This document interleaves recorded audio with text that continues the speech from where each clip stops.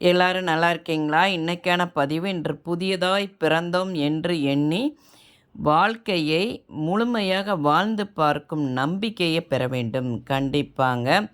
நம்மளுடைய ஒவ்வொரு நாளும் புதியதொரு நாளாக இருக்கணும். நம்ம புதியதாய் பிறந்ததா எண்ணி நம்ம வாழ்க்கையை முழுமையாக வாழணும் பார்த்துக்கோங்க. அதற்கு நமக்கு இன்பமும் துன்பமும் நம்மளோட சொந்த பிள்ளைகள் மாதிரி. அது யாருமே நமக்காண்டி அனுப்பப்பட்டதெல்லாம் கிடையாது.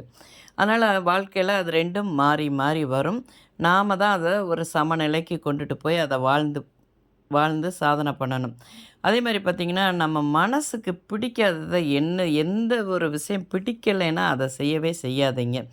அதே மாதிரி நம்மளுடைய முயற்சிகள் வெற்றி பெற புதிய பார்வை கொண்டு, அந்த புதிய பார்வை எப்படி இருக்கணும்னா, நம்ம நாட்டுக்கும் அது பலனுள்ளதா இருக்கணும், நம்ம வீட்டிற்கும் பலனுள்ளதா இருக்கணும் பார்த்துக்கோங்க. அப்படி இருக்கிறதா இருந்தால் அதை துணிச்சலுடன் வினையாற்றுங்கள். நம்மளுடைய பாவேந்தர் பாரதிதாசன் ஐயாவுடைய புதிய பார்வை கொண்ட ஒரு கவிதை பார்த்துக்கோங்க.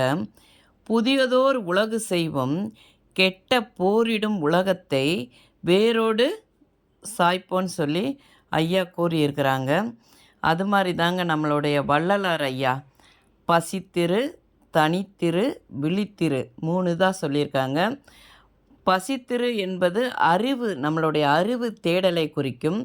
தனித்திரு என்று சொல்வது நம்மளுடைய தனித்தன்மையை சொல்லாமல் சொல்லும் பார்த்துக்கோங்க. நம்மளுக்குன்னு ஒரு தனித்தன்மை இருக்கும் பார்த்திங்களா, அது.